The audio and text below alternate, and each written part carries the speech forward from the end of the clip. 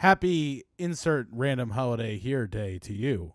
This is Corey, and this is the O The Anthem podcast. Good afternoon, everybody. This is Rob. I'm not sure I like the way Corey's taking a tone with fathers, but happy Father's Day to everybody.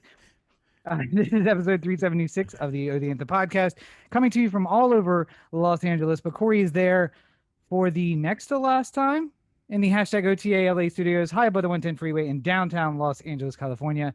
Thank you for joining us. Yes, thank you for listening on your podcatcher of choice. The easiest way, anchor.fm/O The Anthem. And yeah, I guess next week is going to be the last week with high above the 110 freeway. Yeah, high above the 110. Mm-hmm. It's amazing how things change. Yeah, what are you going to do? I mean, here we are, end of an era, I suppose. Yeah. But more importantly, the one of us who's likely to become a father giving shade to fathers on Father's Day? How dare you? Oh, I wasn't giving shade to fathers on Father's Day. I'm just making fun of how every single day seems to be some sort of holiday. Oh, it's National Selfie Day today. Is it National Selfie Day? Apparently. Yeah, Britney Spears and I thought I saw something about it being National Skateboard Day too. Like is that maybe Avril Lavigne made a video? Maybe chill it with the days, you know? Like, can't it just be Monday? If anybody doesn't know, Avril Lavigne made a video recounting Skater Boy, and apparently the secret to immortality is fucking Chad Kroeger, because she does not look a day over 19. So, other than the tattoos, didn't she leave him and now she's with the guy from Sum 41? This is the extent of my Avril knowledge. I don't know. I could have swore she went from one Canadian to the other. Yeah, I thought she was with Sum 41 guy, and then she went to Chad Kroeger. Oh, maybe. I don't know. Oh, wait. I feel like I have to research this now. But anyway, get your Canadian royalties straight. Listen, all I know is you have to wear the Canadian tuxedo when I go, and you bow from the shoulders, not from the waist. There was a last week during Gavin Newsom's reopening for California. He did it at Universal Studios, and all the Universal characters were there. Not the monsters for whatever reason, but the newer characters. Yeah. And Optimus Prime shouted out to Gavin Newsom, and Gavin Newsom almost botched the joke about bringing him to a budget meeting. But which one of them is a robot? I'm not really sure. It's funny. I've been thinking about it more and more this week. Just there was a meme that was going around Governor Gavin Newsom with Mayor Optimus Prime, and all week it's just sort of been tumbling over in my mind, and I'm just like, yeah, you know what? Why not? Let's do it. How bad could it be? By the way, update on maybe Canadian for a royalty. change there would be an emphasis on how traffic moves. No, because he can transform into a person and just walk out of traffic. He doesn't have to sit in it. He doesn't care. Yeah, I guess so. Ted Danson's mayor taking the bus. He's just like, hey. Update on Canadian royalty. She was, in fact, married to Derek Whibley, who is the singer from Sum 41 first, from 2006 to 2010. Then married Chad Kroeger in 2013. Divorced 2015. Now Avril, who I believe is 35, single. Oh, So all I'm saying, Avril. I mean, blonde, clearly has daddy issues. Some tattoos. Likes to make horrible decisions when it comes to men. I'm available. I'm just saying, I'm available. So if you're interested, Corey at OTheAnthem.com. I'll forward it along. I won't open pictures and nothing, I promise. Oh my. So speaking of questionable decisions, the Supreme Court had a couple decisions today. I thought we could run through some of those up top before we get lost in some sports ball. Well, I just wanted to say, actually, up top, I think that something is going on in the world with. And I don't want to accuse a certain kind of person, but I do believe that the lushes are out. They're just getting wasted day in and day out now. And so, there's no news. There's absolutely no news. You're like, hey, what's going on? I don't know. Went to the bar this afternoon and had a couple of 6 rounds and then went home and passed out. Got up today. did it again. I don't really know. I feel like this. We first saw this happening in an age when Trump was gone, because like when Trump was here, every day was a new international incident. Yeah, you that's know, also like true. Yeah, so, yeah. and like I think people, after the year of COVID, after all we've gone through, I think people are taking a break and saying like, you know what, maybe not so much news for a little while. How about we just just have a couple days without news every so often, and then Biden went to the went to the UK, yeah, did the G7, went to NATO, then met with Vladimir Putin. News lasted like 3 or 4 days. We touched on it. That was it. But of course, he didn't, tell NATO there was a huge bill that needed to be paid. He didn't like insult the Queen. right. He didn't give Boris Johnson a hand job under the table. It was nothing like crazy that anybody could point to. They're like, so the American I missed president, something from a foreign trip. I just saw both of their hair as they walked out of the event, and I just assumed that there was a handy given to somebody under a table somewhere. But yeah, it's Rob just lives like, in a much different world. why do you think I keep my hair so short now? I don't give things away. It's you gotta keep it together. But it's like the American president went out to the world and acted presidential. So boring. Yeah. Here's the Kardashians. Let me know when he falls down the plane. Like, alert me to the news. Like, Again, I it's, challenge all of those people to climb stairs in front of 200 million eyes and not trip once in a while. All right, here we go. Left, right, left, right, left, right, left, right. also, yeah, to that point, all of us have worn a new pair of socks for the first time. Like, you try a new brand, and then all of a sudden you find out, like, an hour into your day that these are going to keep sliding down. Like, we've all had a moment where shit isn't exactly how we want it to be. And if you're in dress shoes trying to walk up metal stairs and you didn't score them well enough, like, that can happen to anybody. I don't blame them for that. All I know is that there is so little news going on that the fact that Biden was snippy with Caitlin Collins and then went back and apologized to the pool was like news for like 4 days. Like, people were just like, at first it was like, how dare he do it? And then it was like, the return of civility to the presidency because he can apologize for his mistake. And then they're like asking Caitlin Collins, like, are you okay? Will you recover from this? She's like, I'm a newsman. I can handle it,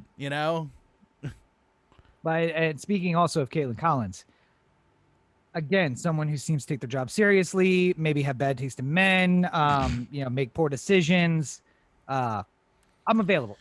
Also, if you would like to, Corey, she ain't got no time for you. I ain't getting no Caitlin Collins. See, this is perfect though. That's perfect because I don't like most people. She doesn't have time for any of it. So it's like, who is it the writer or singer that has like the houses in the different cities, but him and his wife have a house in a different city? Oh, Leonard Cohen. Yeah. Leonard Cohen. Yeah. Yeah. It's just like, oh, listen. I'll fly into DC. It'll be fine. We'll see each other for dinner, and I'll be out. And then next time you're in LA, we see each other. It's great. Sure. Perfect. No worrying about like a mortgage or any like. You got your shit. I got my shit. I can be in and out all the time.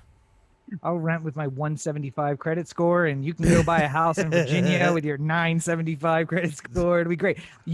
I don't want to bring you down. Like, the house you could get goes down substantially if I'm married to you. I'm just letting you know. It's not a good situation. So, by the way, I found my calling this week too, because I saw a meme that said that why do 300,000 students have $3.3 billion worth of student loan debt? Why don't we just take one student, transfer all the debt onto that one student, and then they can bear the sins of us all? And I said, I have had a Christ complex my entire life. It is my time. This is my time. It's my calling. Give me all your student loan debt, and I will forgive you. And if at some point, the camera catches me as I, lean gently against a wall. Also, if I could somehow have abs, that would be amazing, like a nice 9-pack. Great. Wrapped in a towel. Yeah, Jesus didn't have a beer belly. Yeah, unfortunately. Although, I mean, do you think he had time to work out? I mean, although he hung out with 12 guys all the time, just 12 guys. So maybe. I mean, he also, you know, like it's not like you could go down the corner and get a McDouble. You know, like he's like, Or he has could advantages of like, you know, walking all the time and eating like pure animal protein and, you know, the Middle East too. So you got a lot of rice, you got a lot of things that are there to help burn Listen, the fat there. He's the son of God. He's sitting there with a dark colored liquid, and they're like, "What is that?" And he's like, "Listen, in approximately 1800 years, a beautiful man in Atlanta, Georgia, is going to invent a beverage, and this is that beverage. I've turned water into Coke." Into what? Yeah, and then he's got like a loaf of bread, and he's like, "Let me tell you about the McDouble." And all of a sudden, Jesus is a wizard. I don't know why I just made him into a wizard, but there you go. Yeah. Judas rubbing the lamp in the. Anyway, SCOTUS. Serious news for the serious week. Wish number 1, I'd like some wine. Wish number 2, what? No bread with this wine? Wish number 3, fuck off and die. Well, all right. Well, all right. Succinct. What am I supposed to say? But it's the alternate ending to Aladdin. Like, what's your third and final wish? Genie, my third and final wish is for you. Fuck off and die. You mother girl life. Jesus. Robin Williams is Jesus. Oh man. Well, let's move on. Supreme Court. We're workshopping. It's fine. It's a new era of Disney. I feel like this conversation is my friend's lawsuit. Yes. Go ahead. So the one that I think will probably get the most headlines at some point here, as people sort of break down exactly what it will mean going forward, is the NCAA lost an antitrust suit, which is limited basically to the kind of remuneration a athlete can get through education purpose, like through the school. You sort of read this one up a little bit, Rob. What do you what was your quick take on that one? Well, so it seems like the case that was at question is about not about paying players to play, but any compensation could violate your eligibility for NCAA play. So, like, you know, did you had a job while we were at Hofstra, right? Did you work security at some point too? Yeah. Right. Yeah. So, like, working security not allowed while you're an NCAA eligible athlete. So, literally, like, it's like scholarships and then out of pocket, which is why some shady stuff goes on. Like, you know, I wanted somebody to come be a spokesman at my car dealership. Did I pay him? No. It just so happens he needed a ride home every day, and I gave him the keys to that Corvette. And it's not his car, but he drove it home. And then his next work day, which was 3 weeks later, he brought it back, and then I gave him a different car the next time, and he took that home. It's a tragedy, really. That it's a long loan. So late. Yeah. It's just a loan. I'm letting him use it, but that's not direct payment. And it would block them from doing simple stuff too, like getting an internship. Like, there are some internships that with, like, say, the federal government or the state government, they have to pay you because they pay all their interns. You cannot opt out of payment. So let's say, like, I was headed to law school, but I was also on the Hofstra baseball team. I would have to say no to a apprenticeship or an internship with a judge because they have to pay you, and I can't accept payment or I lose my NCAA eligibility. So essentially what this case said, the justices were like, you're not equally applying the law. You are essentially saying you're not allowed to work at all, even on a volunteer basis with remuneration in any form. Also, you're only allowed to work for us without remuneration whatsoever. So it essentially, you've acted not only as a trust, really. It's my words, not Supreme Court's. Slavery with extra steps. Like, you are, we're going to give you an education. Also, you belong to us. And by the way, the NCAA rules are, if you change schools for any reason, even preference, even if you went from like an NC 1A school, or how's it work? Is it 1A or 1AA? 1AA. Yeah. Then, and you went down to like Hofstra at D playing baseball. It's like, listen, I took a big hit in my like visibility. I went from like Nebraska baseball to Hofstra baseball, Colonial League D. They would still say that, but you got to give up a year of eligibility because you changed schools. So it acts very much like you are an employee for a company and you have non-competes and you're also not being paid for it. So Right. and while they make millions of dollars, oftentimes putting your name on a jersey that while you're on the field does not have your name on it, just a number. So, Yeah. I mean, I feel like this is probably a good first step into getting players paid in like a NCAA video game, right? yeah, and Brett Kavanaugh basically said that Especially if it would be something that would like apply across the board. Like, if you're one of 10,000 student athletes in NCAA that would be featured in the game, the pie of likeness rights that would be extended out to everybody might be, $5,000 a person or something like that. But everybody gets 5,000, regardless of whether or not you're the top quarterback, future number one pick, or just some guy who plays backup offensive line for Hofstra. Yeah, and I mean, listen, Brett Kavanaugh, I would never suspect that he enjoyed maybe an adult beverage and watching college football on a Saturday afternoon, but he was the one who suggested that perhaps direct pay was on the table, but essentially in that context where like it would have to be equally applied. It's not a job where you have a skill set. You are a student, but you're also doing a job. So Corey or I at me at 6 foot and Corey at a lot less than 6 foot. 5'9". We're getting paid like I said, we were getting paid a lot. We were getting paid the same amount of money as like the 6'6", 230 pounds of muscle guy doing security. Like you just make an hourly rate. It is what it is, right? Yeah. So by the same token, if you were going to do likeness rights, the guy who's the backup at Hofstra would have to get the same check as starting quarterback at Nebraska because we're just dividing it up. It's the same job. Yeah. We're going to do payments. And I mean, that's the same thing that happens with the NFLPA and like Madden or something like that. Like Drew Brees doesn't get more money than Pat Ricard, like they all get the year same to year. Yeah. And like Drew Brees might be the cover athlete. So therefore he might get more money for that. But like, there's no as far as like a regular NFL player is concerned, you're getting the same amount. I think you get like $5,000 and you get a copy of the game and like some swag, but that's just what the NFLPA has negotiated for likeness rights and stuff. That game costs you $75 because they have to give away 4,000 copies of the game. So they're like, we got to make this up somehow. Corey, he can afford 75. It's fine.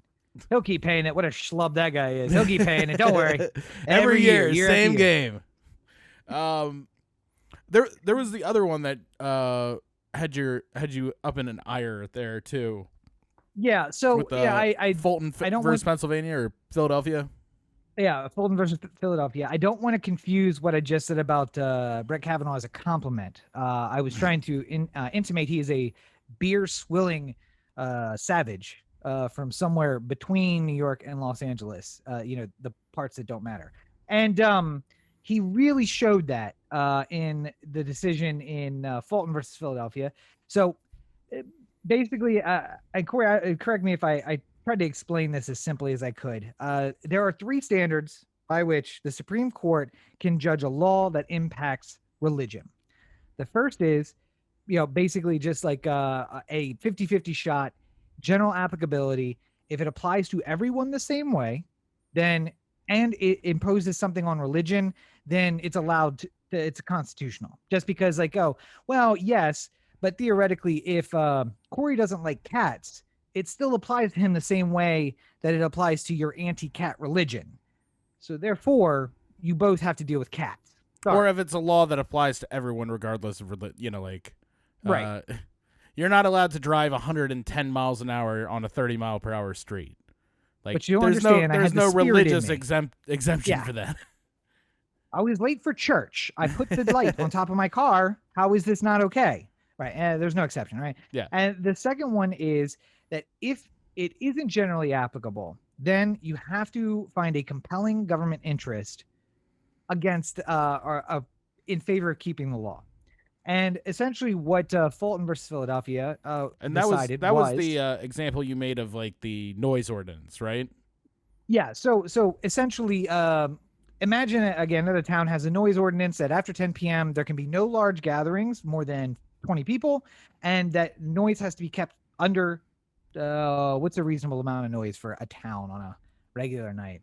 I almost said 20 decibels, but I'm like, that's even that's like background noise. But I'm picturing Ridgely, and I'm like, it's like 0 decibels in Ridgely any given night. So, but like, let's say 50 decibels, right? So that's like a lawn mower 2 or 3 blocks away, which isn't super loud, but it's enough that it would wake me up on a Saturday morning when my neighbor decides to do it, his mowing at 6 a.m. Um, so like they put that ordinance in place, and then what you can show as the town is that we've written 6 citations for this. Only one of them involved the religious group who is now petitioning you for redress, right? And the law in itself, the Supreme Court would look at and say, well, okay, so it does apply equally, but it does also impact this religion. Is there a compelling government interest? Okay, so the compelling government interest here is to keep the streets quiet at night. And another part of this argument can be, is there an alternative? And of course, don't go out and preach on the street between 10 and 6 a.m. So you could literally spread the word of God every hour of the day, other than the 8 hours between 10 p.m. and 6 a.m. And in fact, if you went to the commercial district, you could do it all day, because that's another limitation that we put on. Like, strip clubs can only be in a certain place, right? Yeah. That's not religious. It only applies to strip clubs, and it has been pushed and pushed and pushed to the court. And the court's always said, like, no, there's compelling government interest in protecting certain people in society from lewd and lascivious activity. So we are allowed to zone them into certain places, like 3 blocks off of the main tourist attractions in Baltimore. Yeah, that was like the whole like when Giuliani used eminent domain to kick out strip clubs in Times Square. Yeah. It was like I'm doing this because I have a mandate from the community to clean up this neighborhood where children will be. Yes, and like you can have a strip club, just not right in this block. Yeah, then he zoned some areas. They created like a C4 zone, which is for adult entertainment, and then he said, "Well, we have places you can be. You should go to there, because if you stay here, we're gonna use eminent domain to take the building." And some people stayed and fought it, and I don't know if that made it Supreme Court. I know it made it up to the New York Appellate Court, where they said, like, well, listen, maybe it wasn't done in good faith, but as the law is applied, you're allowed to do that. There are other places you can go.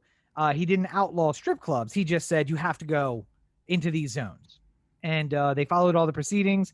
You should have gone to the zoning board meeting to fight the rezoning. Yeah. And now you're screwed. So, but so the third one is what they call strict scrutiny, which is essentially, in a case involving religion, it says that I have to look very strictly at this law and make sure that it does not impact religion in any way. And historically, we have not used strict scrutiny when it comes to religion cases. Often it's used for 14th Amendment cases, where it's like, okay, so let's see, does this actually impact the way that people are claiming, the way the appellant is claiming that it impacts them? Like, are you going out of your way to I think about giving cops the middle finger, but then that was like a much lesser scrutiny than strict scrutiny, because they were just like, well, we've already said giving somebody the finger is speech. What difference does it make if it's a cop? Is there a compelling government interest in making illegal to give a cop the finger? No.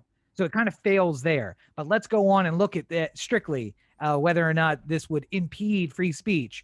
And yeah, and so they just basically said it essentially takes away, because you can have laws that stop you from, at the time, I guess, you had laws that could stop you from using profanity in public, but using a symbol to stand for profanity was the outlet against using profane language in public, right? So if we take one away, now both fail, because you don't have the other as a release valve for the opposite. Yeah. Nonetheless, Amy Coney Barrett, big surprise, Handmaid's Tale herself, and Brett Kavanaugh both sided with the majority, but on their own side opinion, essentially said we should apply a stricter test. Now, the Supreme Court has historically not, but we should apply a stricter test when it comes to religious laws that might impact free exercise. And I think the example I used for you, Corey, was if a country put in these type of laws and this type of review, and the country was a majority Muslim country, we would invade them. Like that's basically where we are right now.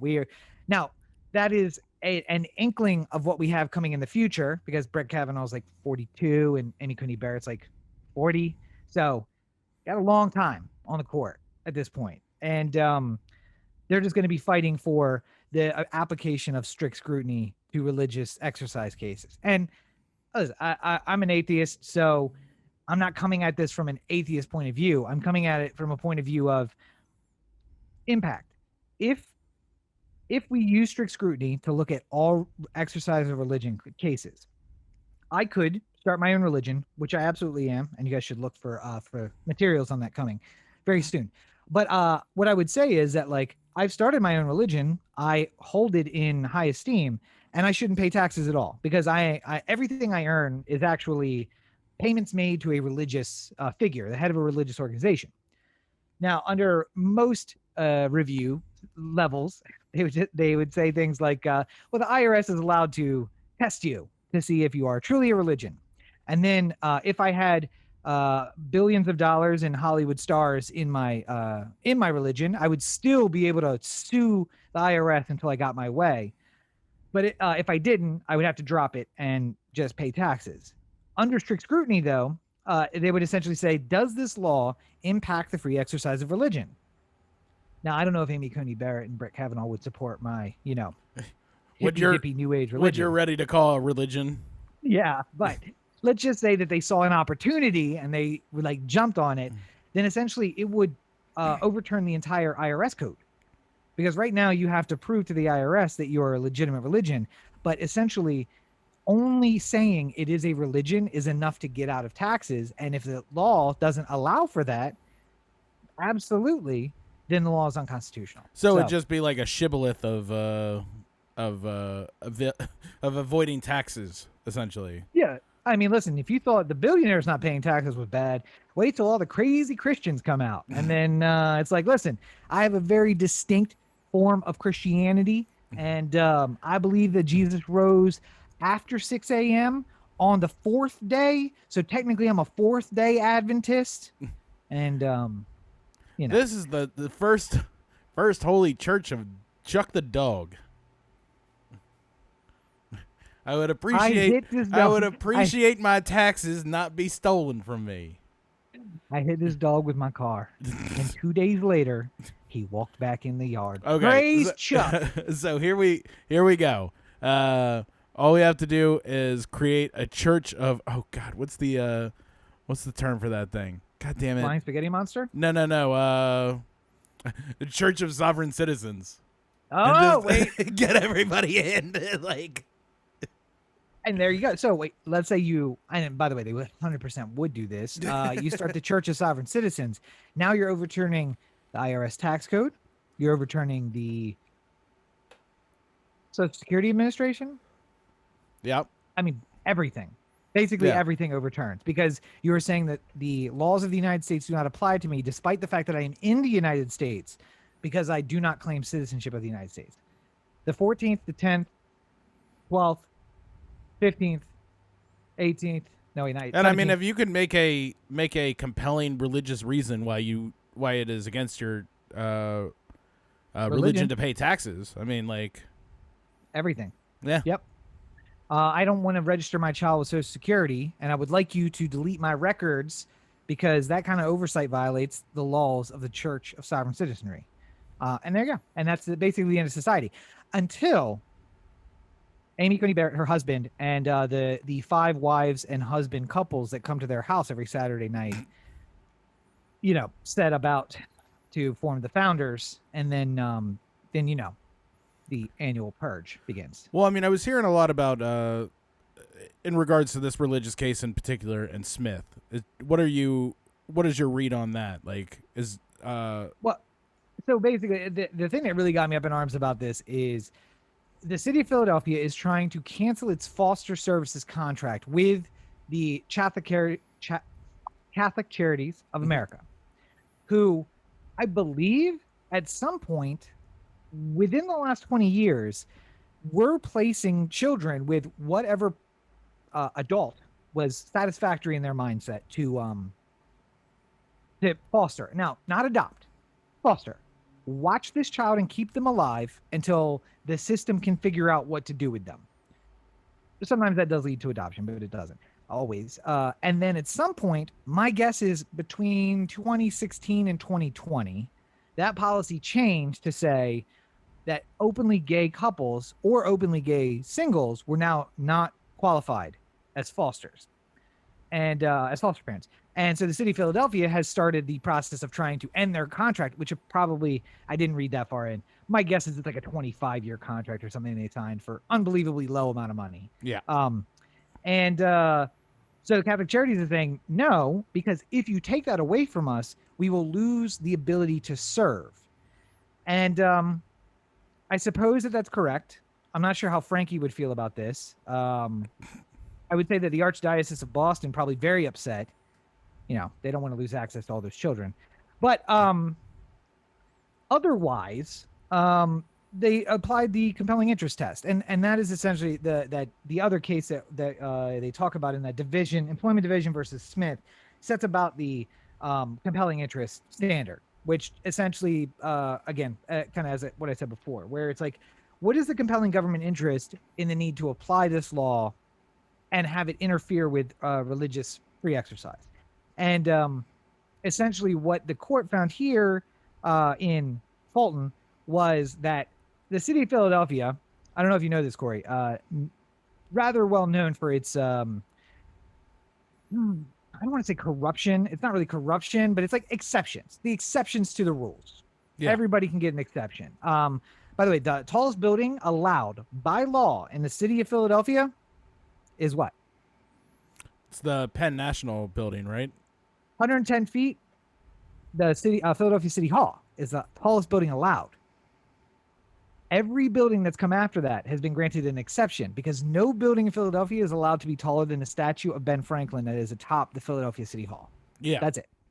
And they keep just granting exceptions to allow skyscrapers to be in a modern downtown, which of course, but the court can look at that and say, well, look, you have a code that is full of exceptions. Like, well, I mean, that was in LA too. Like, right. LA City Hall was registered as like, you know, no building can be taller than the Civic Center, basically.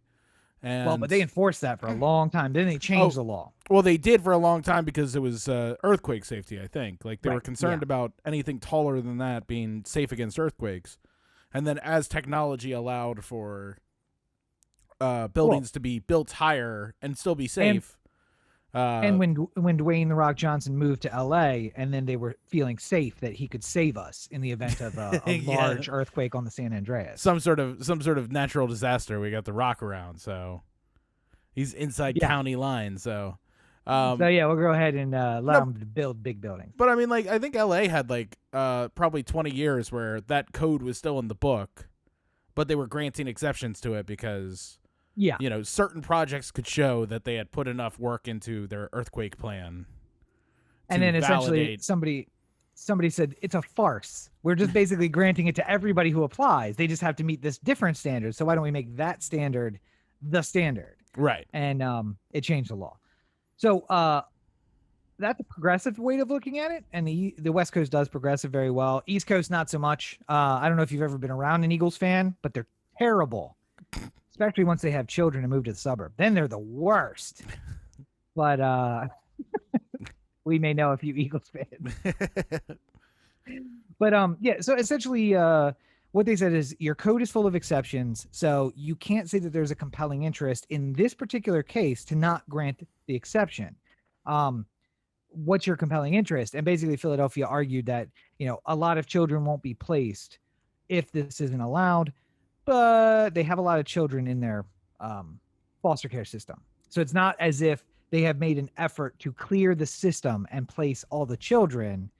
So why? And I mean, it's not a terrible argument. That's the crappy thing about it is So, do you know that there was a woman who sat on a bus and refused to move before Rosa Parks? 2 months before, actually. Yeah, she wasn't like an ideal candidate for a lawsuit, right? She was 15 and pregnant by an older man. Yeah. So they were like, okay, we love your story. You do not play well on the national stage. But 55, I think, maybe 45-year-old Rosa Parks, who worked all day and all she wanted to do was sit in the blacks only section of the bus. But then the bus driver tried to make her move because the whites only section was full and she refused to give up her seat. So now there's a woman. She's a church godly woman and she works hard and she's older. That's the one we want. So I have an inkling that they thought that this was the case because of the clear bigotry that came from the Catholic Charity saying, oh, what? You have 4 felony convictions. Well, you served your time. Here's your foster child. And allowing that, but not allowing a upstanding homosexual couple to take a foster child. That's clearly bigotry. But but then they got hoisted by their own petard of exceptions. Yeah. Sorry, back to the source thing, which was the employment division versus Smith basically set the standard for what is the compelling interest test. And what do they have to reach? And basically one of those points that they look at is how often do they grant exceptions? So I don't know that I ever read employment division versus Smith, but let's just make a hypothetical here where the employment division of whatever city that was basically said, we don't grant exceptions for anything at all. If you're on the schedule, you're on the schedule. Now, if you request off 2 weeks in advance, you can request off. But if you end up on a Sunday, you're working on Sunday. And Smith said, listen, I'm a religious person and I need off every Sunday to go to church. And they said, listen, we don't make any exceptions. Unless you request off individually every Sunday, 2 weeks in advance, you can't get the Sunday off. Then there is a way that the court could look at that and say, well, okay, look, general applicability, sure. But let's take a next step and look at a compelling interest. Well, while it would be reliable that this person would not be available every Sunday, it certainly may not be good for Metro to be short on drivers on Sunday because drivers could just not show up for work or be expected not to work on Sunday. And it may lead to them to ask a question on the entrance exam like, are you religious? Are you a practicing religion? Right. And that would then be violative in another way. So either we have to worry about a city full of bus drivers who are all diehard Christians from September to January, and they miss every Sunday of work during that time period, or you have to allow them to say, we don't allow exceptions at all, and we don't allow an exception for this. So let's just say that hypothetical is how it would be applied. And they have that test now. That's what they applied here. And they said that there was no, it wasn't granted general applicability because there was a lot of exceptions granted across whatever code. And also there was no compelling interest for the state to make an exception of this particular Catholic charity. So. Gotcha. Upsetting. We are getting like, this is what I hate about religion. And that's why I got worked up about it though. It's just like, you're a Catholic, defend this. Defend this. How is any homosexual couple not equal to a heterosexual couple? I mean, I can't defend that, but I mean, like, I don't think that, I think part of the reason why, you know, like the Catholic Church in particular is having so much trouble keeping people from coming in all the time is because a lot of their views are very dated. And when you dig your heels in as to, oh, no, God has said that, you know, like being gay is a sin. And like when you spent so much time like living in that world, it's hard for you to just all of a sudden like change it up, you know, like. Yeah. It'd be like if I just like tomorrow was just like, you know what I could really go for? Some mayonnaise on this sandwich. And you'd be like, wait a minute. You? Yeah, and I'm I like, would not believe you. I've always loved mayonnaise. There's never been a point where I didn't love mayonnaise.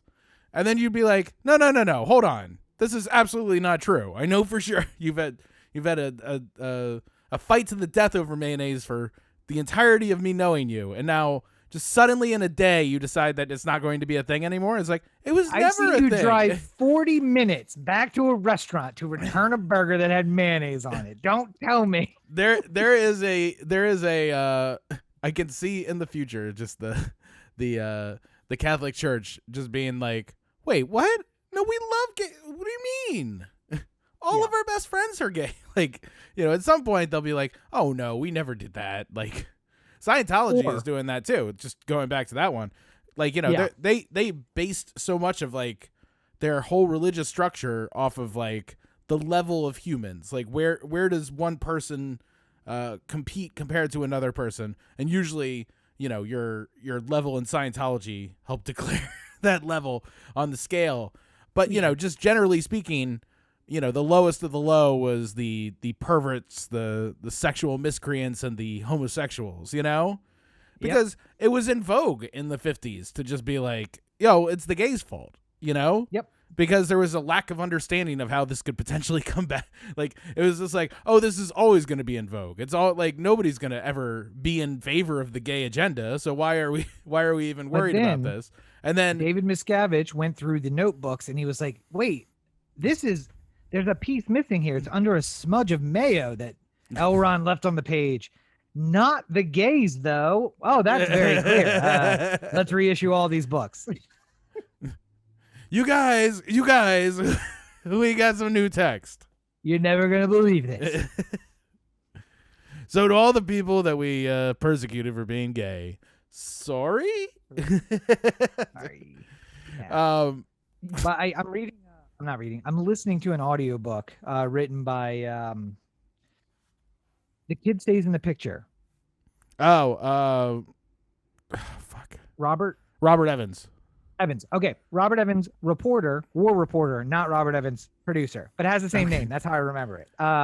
He wrote a novel about a Civil War breaks out, very similar to my books, but his is kind of focused on Texas and how like Dallas, Fort Worth becomes this secular stronghold, and all of these religious fundamentalists basically break up into like sections in Texas, and weirdly accurate. Like he's getting into stuff that I can see actually happening, where it's just like, wait, you don't believe in my particular. Oh, so the opening to that is there's an uneasy peace in Texas because like, you don't believe in my particular brand of Calvinism? Well, you're just as bad as the infidels. And so like there's so much infighting amongst the Christians because they can't agree on what the one doctrine is.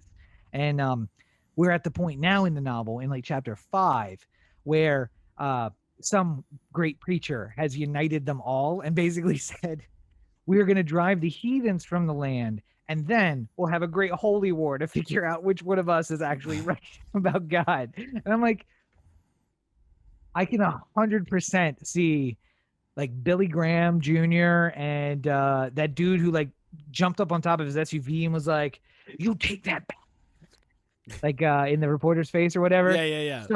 Starting a religious war where it's like, and then eventually coming to a peace where they're like, listen, can we just agree to kill all the homos and then we'll fight amongst each other about which God is right?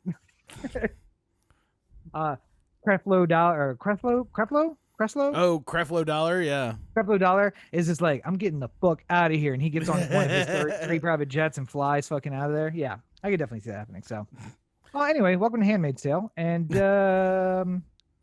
yeah. All right, here's the thing. I know that there are people who like it's easy for us to joke about that. Like there are people who like look at Handmaid's Tale and like that future would be unbelievably terrible, and holy war and wherever. Here's the difficulty for me. As a white male who grew up in the church, I just become like a shapeshifter in that society because they're like, which God do you believe in? I'm like, is there another God? The one who sent his son to the earth to die, sacrifice himself, left with us the Holy Spirit who's with us here today? And they're like, that's right, brother. Come on through. I'm going to cut your throat when you sleep, but I'm good for now. So it's fine. As long as you survive another day, that's the only. It's the only rule. Being white and male is being white and cis and male is. I mean, listen. I check my privilege, but I also recognize my privilege. There is basically 0 point in time that I cannot go back to and bullshit my way into survival. That's not true. Maybe like 30 years from now, if Fox News is right, I'm going to be hunted like an animal. Being Susan White and male. I think the relative statement there is if Fox News is right, which so far, no, not yet. Not yet. Not yet. Haven't seen it yet. Okay, well, of course, I always love when something stupid and ridiculous is said on Fox News, and then my natural reaction to it is like, all right, calm down. Like, this probably isn't a real thing. And then it turns into a real thing, however ridiculous it is. just and then because of Fox News. No, well, yeah. And then I'm sitting there going like, okay, it didn't stop being ridiculous. it's just now it's ridiculous and true. Like like the whole Arizona recount. Like I would have told you beforehand. Like there is no way this is gonna happen. It's just stupid, and Fox News is pushing it, and I'm just like, it ain't happening. I don't give a shit. And then it happens, and then people would be like, haha. And I'm like, just because it happened doesn't mean it should have. Like, that's QAnon logic. That's the QAnon logic. Like, see, he was right. Well, okay, so he was vaguely right about one thing. What about these other three things? Oh, we don't know yet, do we? Did you hear about the QAnon people losing their mind here recently?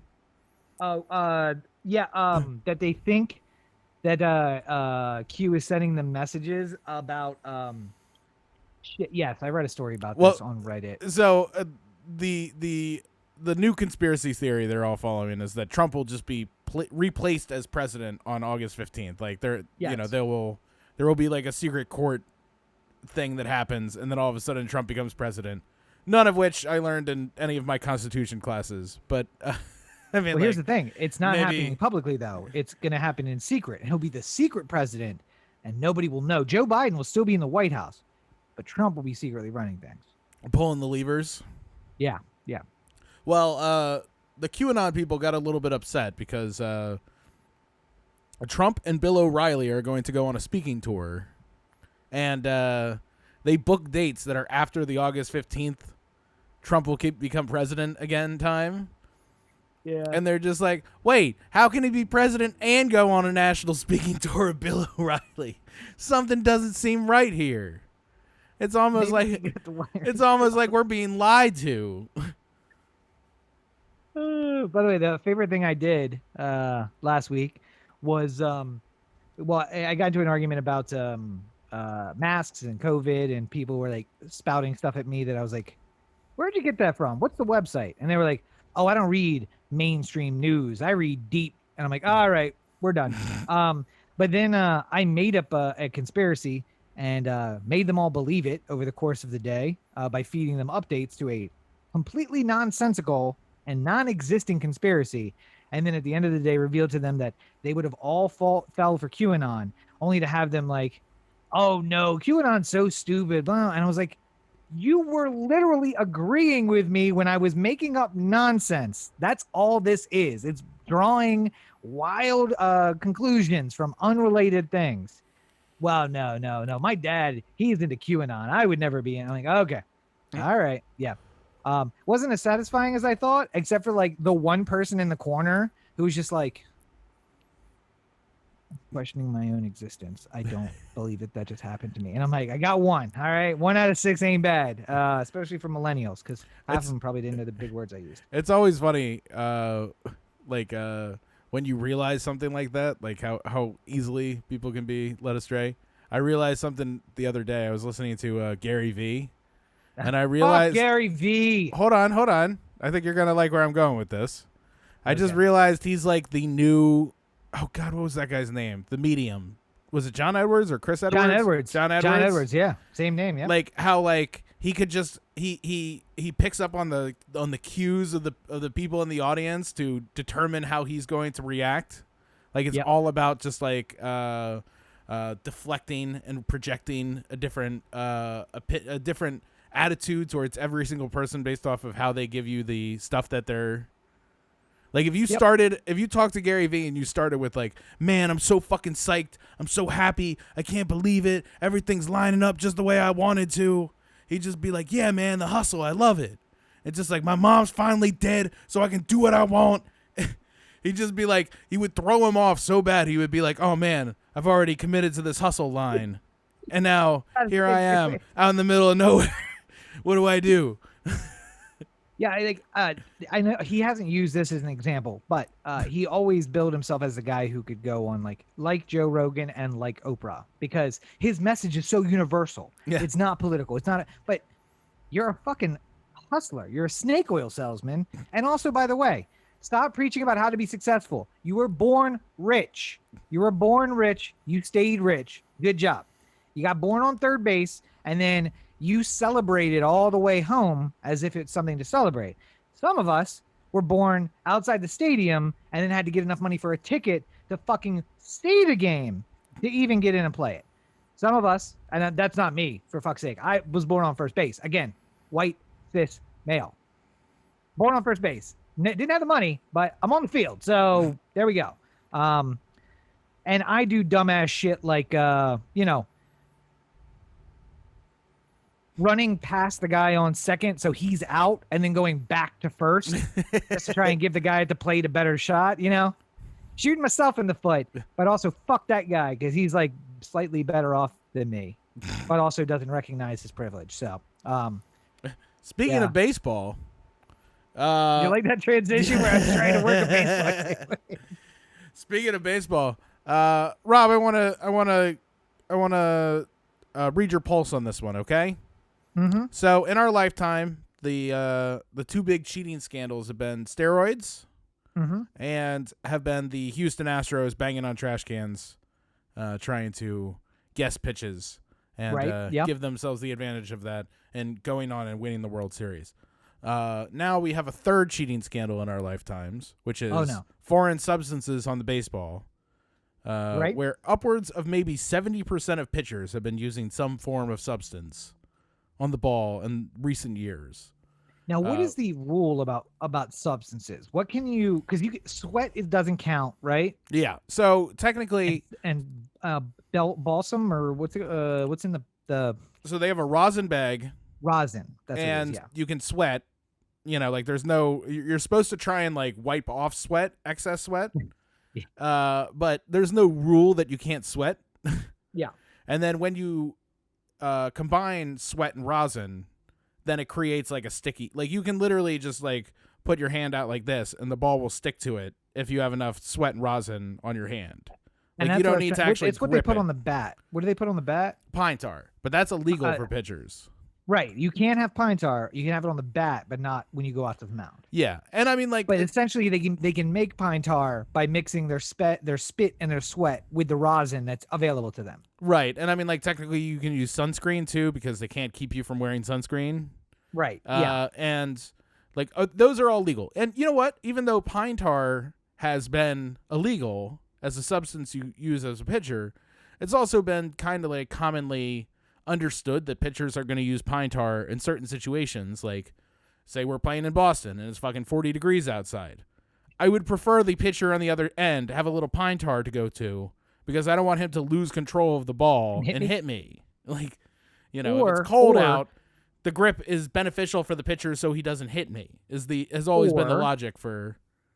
If you have a higher RBI rate than your ERA rate, I also am accepting of the pine tar, because I'm like, look, this guy's hitting home runs, man. I got to let him, when he gets the bat, I can't put him at a disadvantage, because Jake DeGrom from the Mets is apparently a goddamn monster. More strikeouts, first 100 strikeouts since they moved the pitcher's mound to 60 foot 6 inches. He has an ERA of 0.5. Whatever. What did you say it was now? Because it went up a little bit. 0.56 or something like that. Yeah, 0.56, and he's batting 400 with 6 RBIs. He's given up 4 earned runs all season long, and he's hit 6 RBIs all on his own.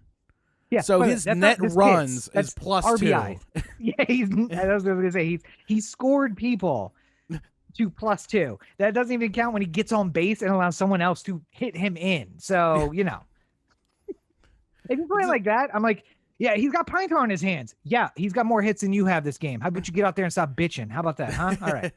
I also like the Shohei Ohtani stats from this past week.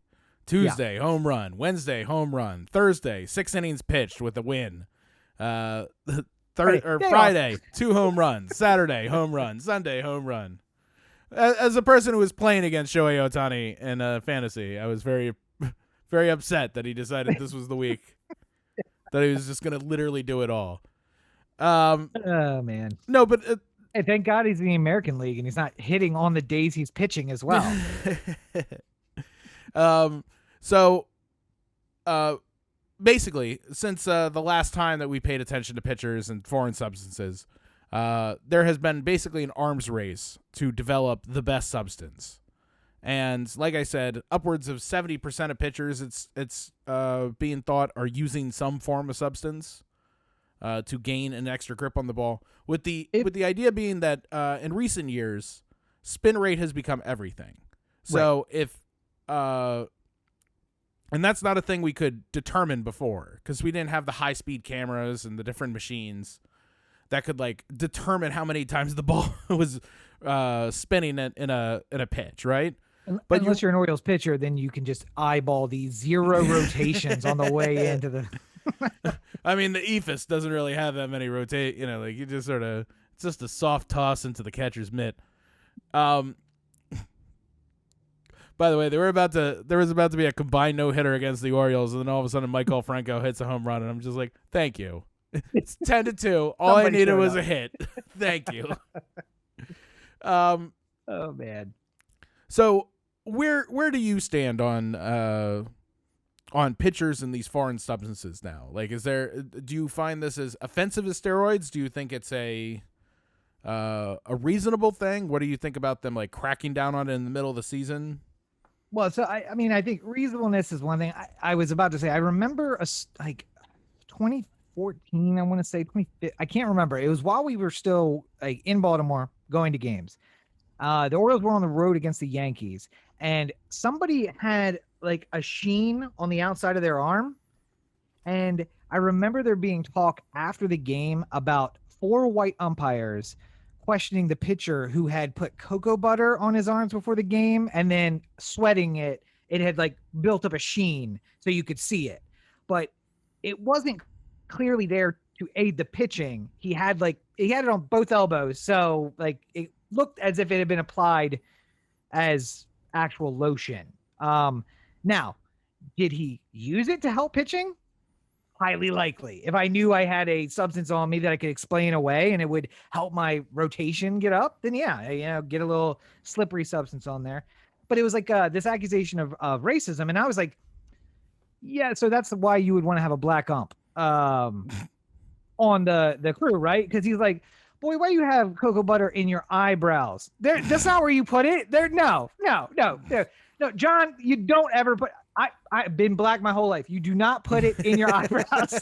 Kick his ass out, like, right? But then you got 4 white guys sitting in there like, you put it. Is it on eyebrows?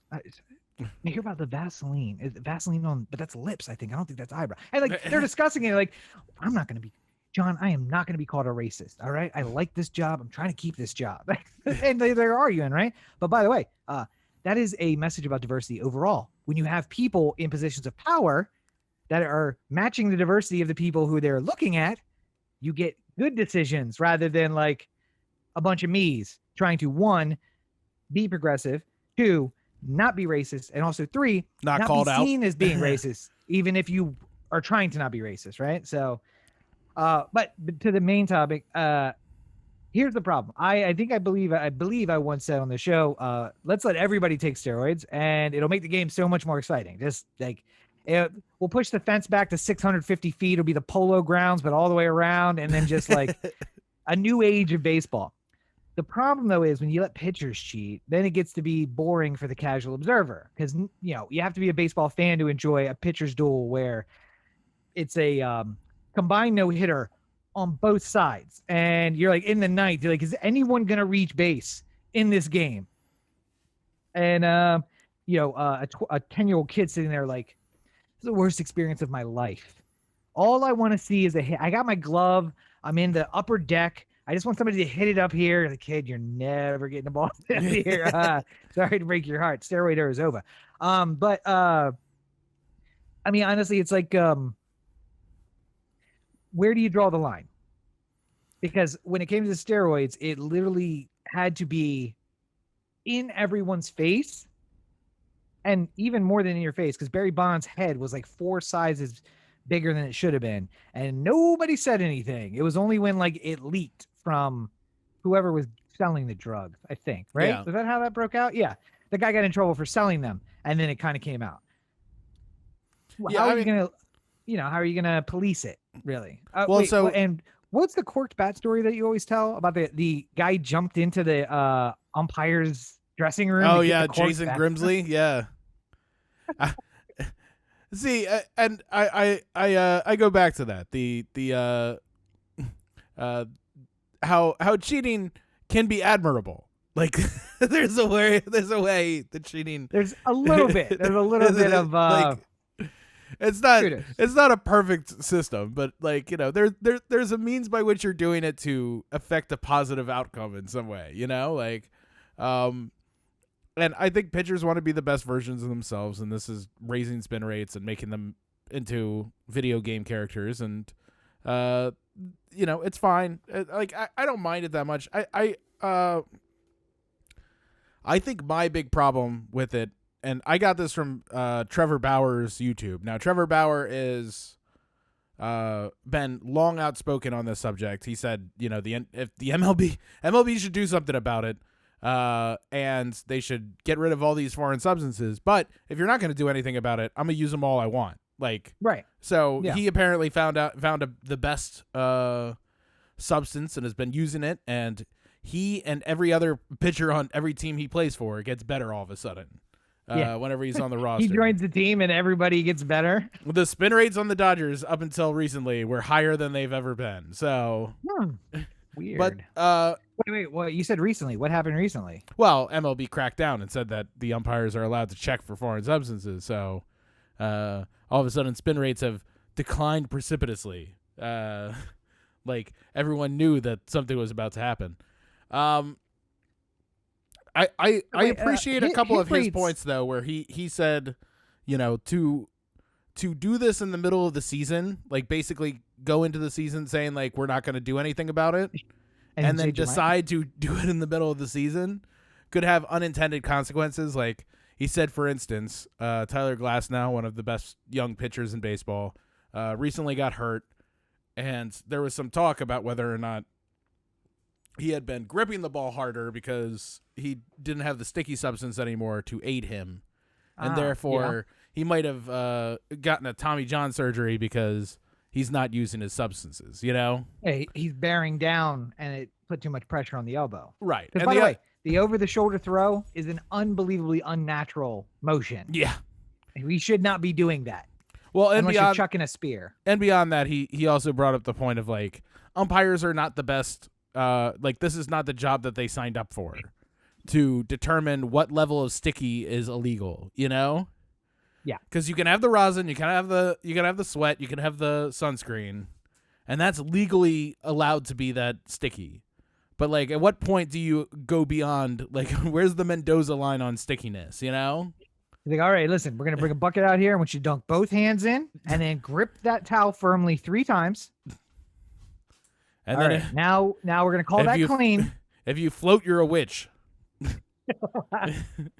Yeah, but I was gonna ask you, like, hit rates aren't down, right? Like the game, we're still getting big hits. You're still getting high scoring games. So I think at least where we were at the beginning of the season, it wasn't making an impact to the point that the power had shifted away from the batter to the pitcher. Well, it was maybe equalizing it some. But so it was. The hit rates were down. Really? League-wide batting average is down from where it had been before. But that also sort of aligns with the sort of 3 true outcomes style of offense that's happening now, where it's like, I either want somebody who walks or gets a home run and then nothing else. Like, if they strike out, it's fine. It doesn't even matter. Like, Chris Davis, when he was striking out 200 times a season, doesn't even matter. As long as he gets those dingers, it don't matter. It's not small ball anymore. It's not about just getting guys on and moving them around. It's put on a show. Well, it's the Earl Weaver, good pitching defense and 3-run home runs. Like, that's the whole ball of wax there. But I think it'll be interesting to see where things go. I do agree it's kind of shitty to like change things up on pitchers like halfway through the season. Like this might have been a better if they thought about it a little bit more and did it before the season next year. That might have been a better way to approach it. And there wasn't an incident like Major League where like he goes out and he like takes the guy's cap off and he's got the bottle of Vaseline inside and the sandpaper down his back. Like if they're doing it, it's in measured response so that it's not obvious. You would have to walk up and like, let me see your hands. All right, elbows, back of your neck. That was one of them, right? Was it Michael Pineda with the pine tar on the side of his neck? On the side. That's what it was. Yeah. And he got ejected for that, I think. Yeah. Right? So. And the funny thing was you could see it on that was against the Red Sox, and John Farrell was coaching the Red Sox at that time.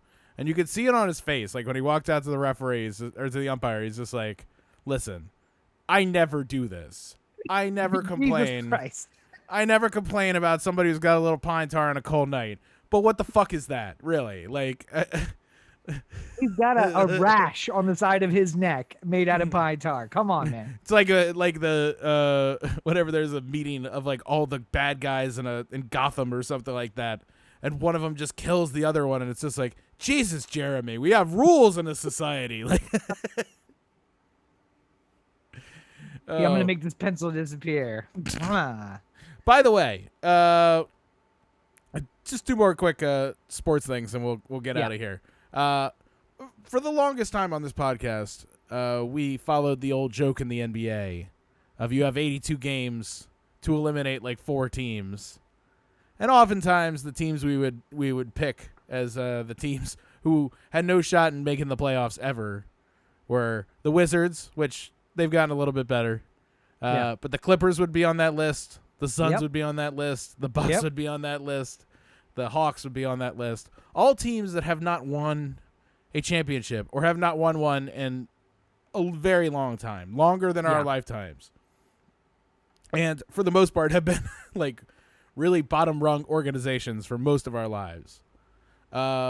Surprise, surprise. They're the 4 teams left that are in the NBA championships or in the NBA finals. So it'll be, the Clippers or the Suns representing the West, and it'll be the Hawks and the Bucks representing the East. This is like I know NBA can't be happy about this because they want the LeBrons and the Nets and like all the big stars and stuff like that. But I mean, the like mega teams flunk out in the playoffs. What are you gonna do? I really do enjoy like every once in a while when we have a playoff matchup where it's like they've never won a World Series. It's like here they are for the first time, and it's just like I hope they win. I hope they win. I'm always going to root for the fan base that has never had a win before, Is that what happened in 2014 when Kansas City came to Baltimore and you were just like, you know what, secretly, I hope Kansas City does win. They need a win. No, cuz that was 2014 was when we got swept? No, that was KC.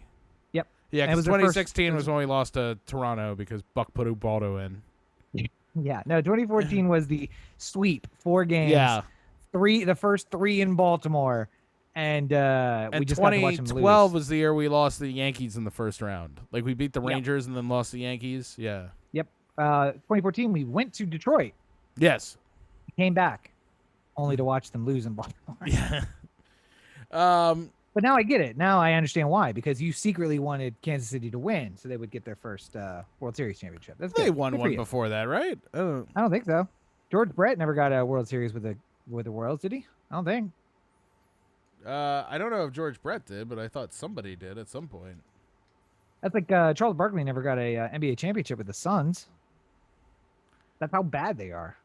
See, in our lifetimes too, 1985. Who? They won the World Series. The Royals? Yeah.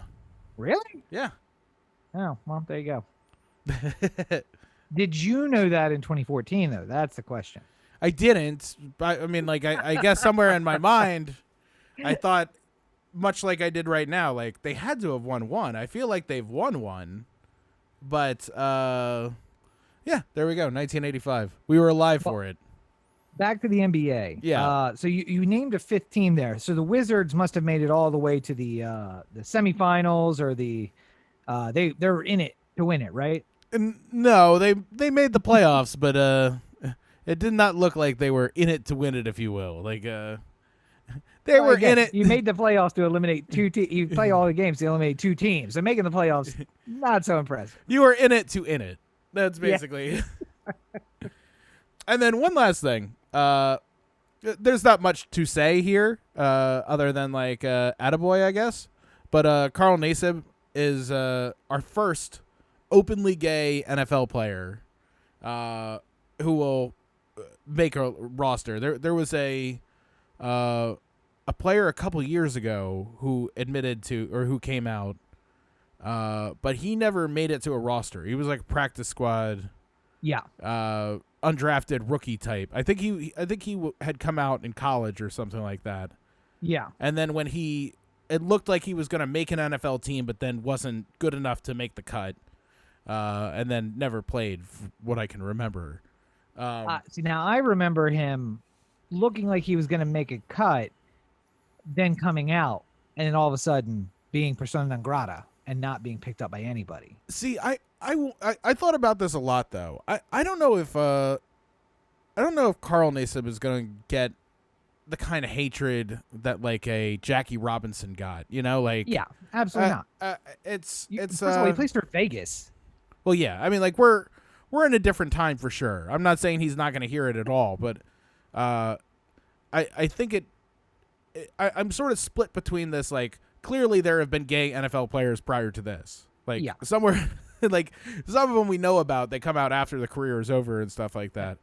Bo Jackson, what are you trying to prove? Come on, two sport. Dion. Yeah. Are you just insinuating now? I'm just insinuating. You're trying a little too hard. Like, I'm going to go to the All-Star game in two sports in the same year. Okay. All right. You're a manly man. I get it. Yeah. Okay. Bo Jackson could still murder each of us with his bare hands. Yeah. So I'm not trying to. I'm not trying to say unkind words about the man. I immediately thought of him breaking the bat over his helmet and throwing the two pieces in the dugout. Yeah, we would each be one side of that bat. That's basically. Yeah. But I mean, like, thankfully, we live in a more progressive society where he probably won't hear it the same way that like a Jackie did or something like that. But he's 8 times a year. He's going to have to play, 6 times a year. He'll have to play in L.A., Seattle. No, L.A., Kansas City, Denver. Yeah. Denver. Yeah. Okay, so Denver and L.A., I mean, weed legal. So I just use that as my benchmark of like how progressive is a place. I'm not concerned as much, although I'm not sure the people who smoke weed and the people who go to football on Sunday are the same group. I'm sure there's a lot of overlap in that Venn diagram, but not 100%. There's some crossover. Kansas City. Yeah, Kansas City maybe not as much, but also like they've embraced Patrick Mahomes. So there's another like benchmark if you want to look at how accepting a group can be, like racially, I suppose. But I mean, it's not as if he's playing Dallas. What are really racist places? Indianapolis, Dallas. Imagine he had to go play Indianapolis twice a year. In front of Mike Pence. Yeah, Mike Pence is sitting up at the top, and he's like, Mike Pence. If he comes out on the field, I'm walking out. I've done it before. I'll do it again. I flew all the way here. I will leave here and fly back. Listen, I know the Raiders aren't playing today. Could you just suit up and come out on the field real quick? We just want to send him home. We're just done with Pence. Wants him here. Yeah, nobody wants him here. Democrats hate him. Republicans hate him. Everyone hates Mike Pence. Look at us, bipartisanship. We're coming together. We're healing the wounds. Oh man. Well, you know where else you can go to heal some wounds? Where is that? OTheAnthem.com, OTheAnthem.com, O The Anthem on Facebook, Twitter, Instagram, and the listener line 443-219-7595. What's that number again? 443-219-7595. You can find more of me at my website, CoreyBakerFilmmaker.com, Facebook.com/CoreyBakerFilm, and at Legends to be 5 on Twitter, Instagram, TikTok. I'm not going to say it anymore. You guys. Come on, man. Come on. I am working on videos. I am not good at this, so I am my one of these days I will make the how ADHD slowly ruins my life videos, and hopefully people will understand a little bit how the executive dysfunction in my brain can be like, you really need to get a video out this week, and at the same time it's just like, guess what you're not doing this week. So Well, yeah. So I mean, like, listen, it's understandable. You've been on set 12 hours a day at least the last 7 out of 8 days. So an insanely busy schedule. You got nothing coming up in the next few days. Plenty of time to. well, I mean, I get out the gotta content. move, and Oh, right, and yeah. I'm on set this weekend during that. Oh, move. right. Yeah. Yeah. So probably good. You're not going to make promises about content then. Yeah, let's just say that soon enough things will calm down a little bit, and then let's hold me to some promises. But that's it for me.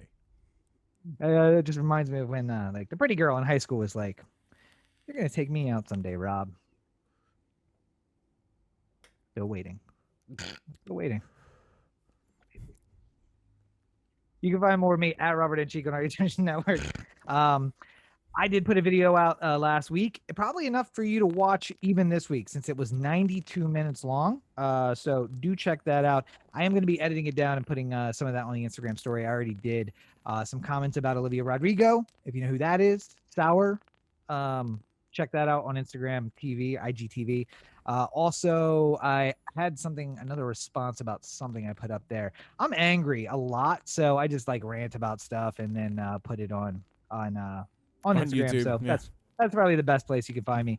I am considering a new series for the YouTube that's inspired by In Treatment from HBO, where I just pretend that the camera is my therapist and we just have a session, and I just talk about whatever I want to talk about, and then I'm looking into the legality of if I think the camera's a therapist, does doctor-patient privilege apply if I admit to doing horrible things? So far, research says no. So we'll see. I mean, as long as those horrible things isn't like what we saw on How to with John Wilson, I think you're okay. Probably worse. All right. Well, I think we've done good here today. We've done something. I do not know if it's good, but as always, you are listening to the O The Anthem podcast, part of the O The Anthem digital network. For Corey, this is Rob. Have a great week, everybody. Optimus, is that you? Wait, what's the rest of the line? Don't leave him hanging. What's the rest of the speech? Governor Newsom, we stand here with you. Well, Optimus, I can't wait to invite you up for our next budget negotiation. And then that was It's it. a new and big then on to boring California big reopening shit. Oh yeah, we're reopened. Yay.